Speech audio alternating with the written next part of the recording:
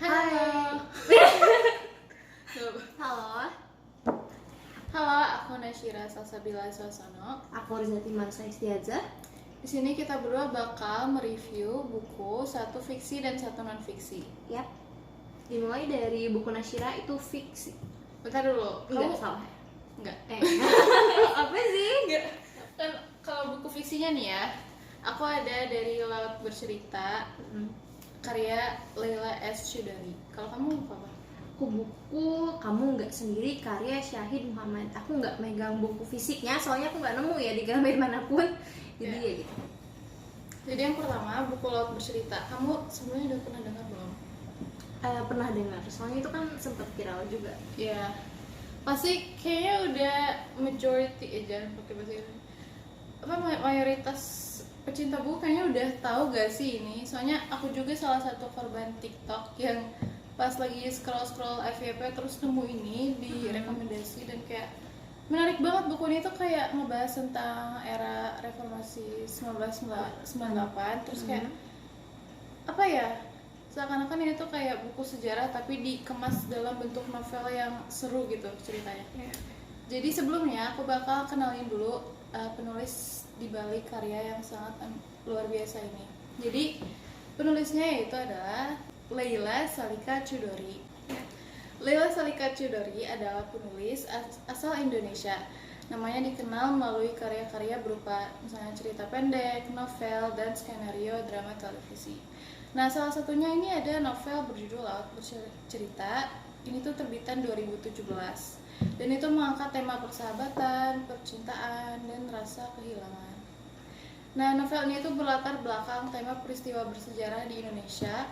Dan novel ini dijadikan film pendek yang berdurasi kurang lebih 30 menit dan diterjemahkan ke bahasa Inggris yang judulnya The Spy Speak His Name. Kayak keren banget ya sih, dijadiin film yang walaupun film pendek tapi kayak keren. Ya, jadi ya novel ini tuh mengingatkan para pembacanya akan era-era reformasi 1998 yang bernas akan kepahitan dan kekejaman bagi para pembela rakyat. Cuman Leila ini menegaskan kalau novel ini tuh cuman sebatas historical fiction aja. Jadi ini tuh nggak beneran kisah nyata gitu. Jadi itu sebenarnya fiksi, cuman berdasarkan fakta yang ada. Dan Leila ini sebelum nulis buku ini dia tuh ngeriset dulu lah ya pasti. Iya, pasti dan harus. wawancara beberapa korban yang berhasil dan beberapa kerabat korban gitu. Hebat dong ya. Ya. Dan yang paling penting dari novel ini adalah novel ini merenungkan kembali akan hilangnya 13 aktivis yang sampai saat ini belum ada yang mendapatkan petunjuknya. Jadi sebenarnya cerita dalam novel ini tuh dibagi menjadi dua bagian ya. Keren gak sih kayak dua POV? Kamu juga suka nggak sih dua POV kayak gitu? Berarti ada sudut pandang orang lain lagi. Iya. Di sini ada dua sudut pandang. Yang satu bagian pertama itu ada dari lautnya sendiri, tokoh utamanya. Dan yang bagian kedua ada dari adiknya Laut, yaitu Asmara Jati. Oh, itu namanya? Iya. Laut. Iya, namanya tuh pantesan. tokoh utamanya tuh namanya Biru Laut, adiknya namanya Asmara Jati, dan kedua-duanya itu jadiin POV gitu, jadi novel. Aku kira apaan Laut Bercerita, ternyata laut orang. Laut itu nama orang. Iya. Jadi pada bagian pertama diceritakan kisah bernama Laut, Biru Laut, namanya Iya, Biru Laut. Nah, Biru Laut ini seorang mahasiswa program studi sastra Inggris di Universitas Gadjah Mada di Yogyakarta.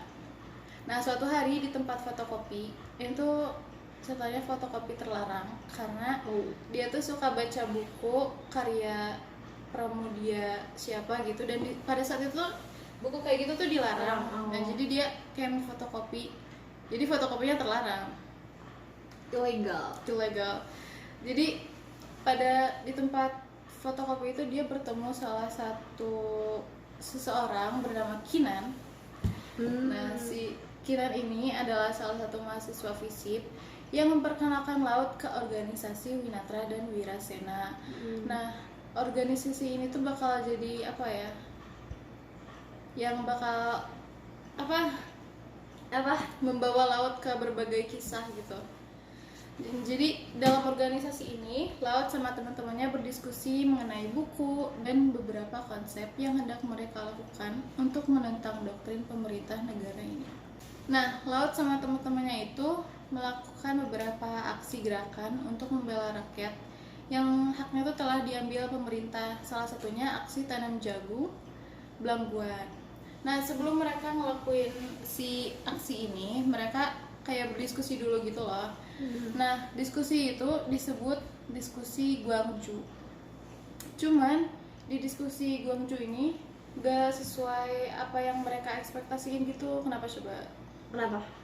Soalnya terdapat beberapa intel yang secara tiba-tiba mendatangi markas mereka, ya.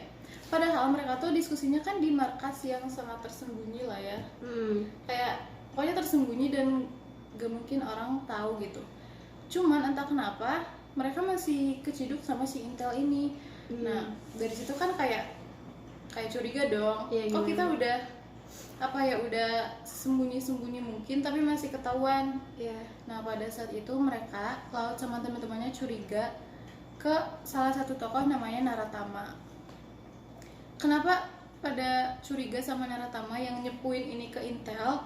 Karena si Tama ini dia nggak pernah ada saat ada penangkapan, tapi ya itu cuma dugaan doang sih, kayak gak ada yang pernah tahu siapa yang nyepuin ke si intel. Nah, setelah melakukan aksi tanam jagung di Belangguan, Laut sama teman-temannya kembali ke terminal dan mereka berpisah, ada yang ke Pacet sama ada yang ke Yogyakarta. Nah, saat nunggu di terminal bis, terdapat sekelompok orang mencurigakan yang mengintai mereka. Dan akhirnya Laut, Bram, sama Alex ditangkap, sementara yang lainnya berhasil melarikan diri. Jadi Laut sama teman-temannya, dua orang temannya, Bram sama Alex ditangkap dan dibawa ke semacam markas tentara. Wah, sesensitif itu ya dulu. Iya. Dan di markas yang sekelompok orang itu menginterogasi mereka bertiga. Nah, di situ mereka diperlakukan secara tidak manusiawi kan. Aku nggak bisa ngebayangin sih kalau misalnya aku ada di posisi itu, kayak disiksa, diinjek, dipukul, dan disetrum. Nah, dan pas diinterogasi, nah mereka itu ditanyain kayak siapa dalang atas aktivitas yang mereka lakukan. Jadi siapa sih di balik organisasi organisasi tersebut. Nah, kan organisasi dianggap, kamu tahu lah pasti, dianggap berbahaya pada saat itu. Gitu. Jadi mereka Iya, si orang-orang itu kayak nanya gitu loh, siapa sih yang ngebuat organisasi ini, kayak siapa, kenapa kalian ngelakuin ini? Ya itu tuh mereka di markas tentara itu selama kurang lebih 2 hari 1 malam. Dan akhirnya penganiayaan itu pun berakhir. Laut, Bram, dan Alex kembali ke terminal Bungurasi. Nah, di situ mereka dijemput oleh kedua kakak dari Anjani dan mereka bertiga akhirnya selamat dibawa ke sebuah tempat yang aman. Tapi belum selesai. Kenapa? Karena pada tanggal 13 Maret 1998 Laut ditangkap lagi oleh sekelompok orang yang tidak dikenal, of course. Dan ya kan semenjak mereka jadi buronan di tahun 1996, karena organisasi Winatra dan Wirasena ini dikatakan berbahaya bagi pemerintah. Dan padahal nggak ngapa-ngapain ya, sebenarnya cuma berdiskusi gitu kan. Ya, berdiskusi. Cuman dianggap berbahaya. Terus ada tokoh namanya Sunu, Mas Gala, dan Narendra yang secara tiba-tiba mereka bertiga juga ikut menghilang. Dan kemudian lama-kelamaan beberapa teman-temannya yang lain juga hilang. Kayak iya, teman-teman semua yang organisasi itu lama-lama hilang satu-satu. Dan sekarang yang hilang Laut dan Alex dan Daniel. Laut juga ikut hilang. Dan pada saat penculikan, Mereka pokoknya disiksa yang bener-bener gak manusiawi banget, kayak dipukuli, disiram dengan air es, disetrum, dan masih banyak lagi. Oh my god. Ya. Kalian pasti nggak mau dengar, kayak ini tuh super duper Iya, nggak sensitif. manusiawi. Iya. Nah, di bagian pertama ini nggak cuma nyeritain tentang aktivitas mereka laut sama teman-temannya, tapi ada juga disipin kayak cerita keluarga laut. Pas lautnya pergi ini, pokoknya keluarganya tuh kayak gimana ya? Worry gitu loh. Oh iya, cemas. Dan semenjak laut ini hilang, jadi keluarganya juga kayak wah, kemarin kayak ada apa gitu kan, Ngapain aja itu. Oh iya. langsung keadaannya tuh berubah gitu. Nah, di bagian kedua itu dari sudut pandang Asmara Jati, yaitu adiknya Laut. Nah, di sini tuh berawal dari tahun 2000, tepat 2 tahun setelah Laut menghilang. Jadi di sini tuh Asmara sama keluarganya, keluarga Laut tuh kayak mereka tuh suka ada ritual makan malam gitu setiap hari Minggu. Oh iya, makan-makan bareng. Iya, makan-makan bareng, dan sebelum Laut menghilang kan Lautnya juga ikut makan kan. Iya, iya. Nah, yang paling sedih dari cerita itu sebenarnya bapaknya Laut selalu nyiapin piring Satu buat sisa Laut. Dan walaupun Lautnya nggak ada. Nggak ada. Ya. Jadi pokoknya mereka setelah Laut Iya. menghilang, Masih ada kehilangan banget. iya. Dan itu tuh kayak apa ya, masih naruh harapan kalau Laut tuh bakal tiba-tiba pulang. Tapi Iya. Laut nggak pernah kembali ke rumah. Nah, karena dari itu Asmara dan teman-temannya memutuskan untuk mendirikan semacam lembaga khusus menangani orang yang dihilangkan secara paksa. Hingga akhirnya Asmara Jati ini menerima informasi mengenai ditemukan tulang di Pulau Seribu, tulang manusia di Pulau Seribu. Dan di situ ya, tulang itu ada sebagian yang dikubur, ada juga yang dilakukan penelitian dulu di dokter forensik. Mereka semua nggak tahu itu tulang-tulang siapa. Iya, iya, iya.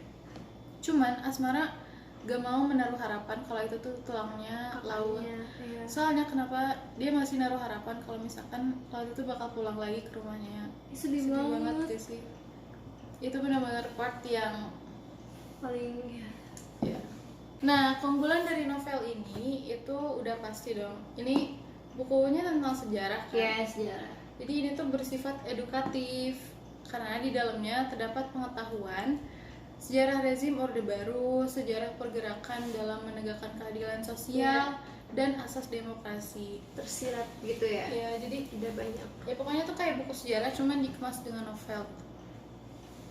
Cerita dalam novel ini juga kayak mengandung teka-teki, dan hal ini membuat pembaca tuh kayak gak bosan gak sih? Iya, tertarik banget Tertarik, gitu, pengen nyari tahu tahu. endingnya Iya, nggak sih? iya benar. Ya jadi nggak bakal bosan kalian kalau baca ini. Cuman walaupun novel itu sebenarnya bagus banget, tapi ada satu kekurangan sih yang aku rasain. Apa?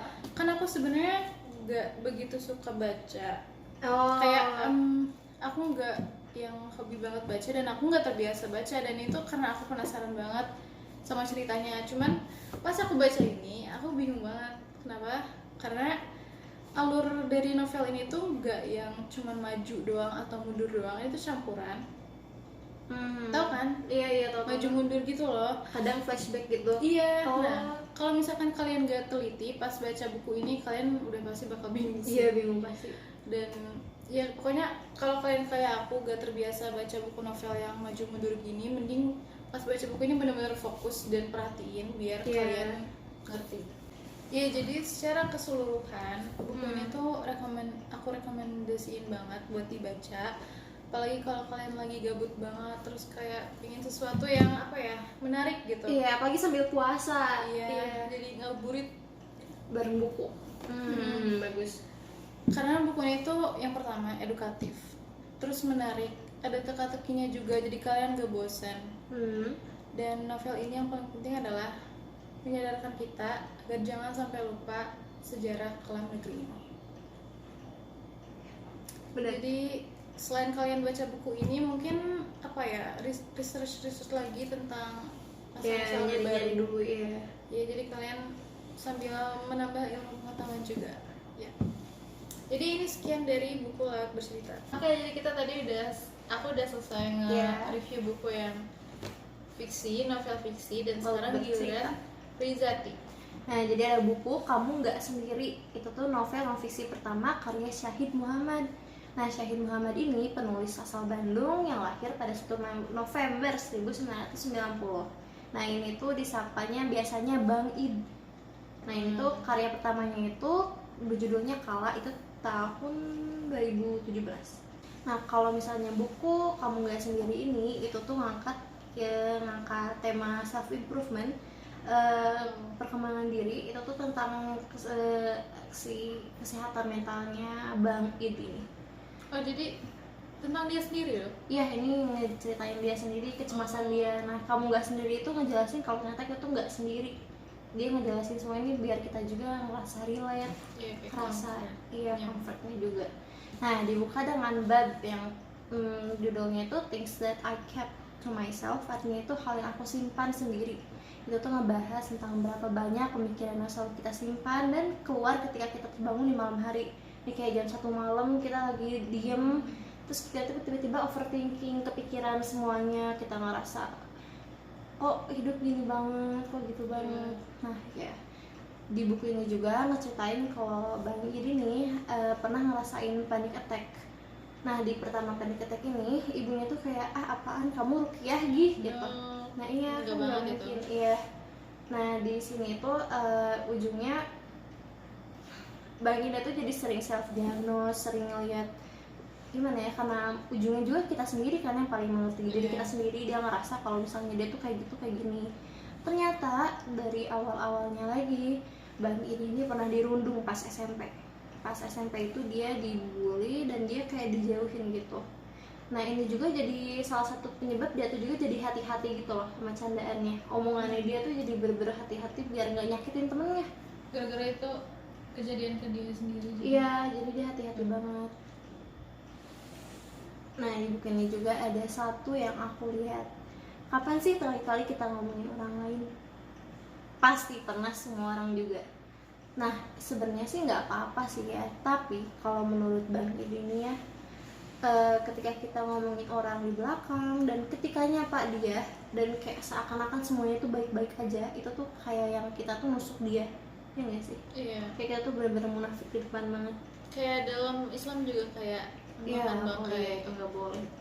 Tapi ya ujungnya sih itu normal dan kayak biarkan waktu juga mengatakan semuanya kan ya.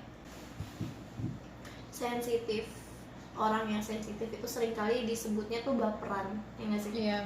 Baperan, gampang kesinggung, apa-apa marah. Padahal kan nggak selalu. Iya nggak, sebenarnya nggak sama sekali. Padahal kayak cemas di mall pas banyak orang kerumunan juga sebenarnya itu sensitif. Iya. Nah kan kalau si cemas di mall itu biasanya sebutannya tuh orang rumahan, introvert, padahal sebenarnya bukan. Jadi kayak Bang Indo juga udah pernah baca-baca, ternyata orang extrovert itu ternyata lebih sensitif dibanding introvert sendiri. Aku baru tahu. Iya, jadi ketika orang bercanda, dianya tuh kayak, kok kayak gitu. Mungkin ada orang yang misalnya kayak bercanda tentang gimana ya, orang jatuh nih.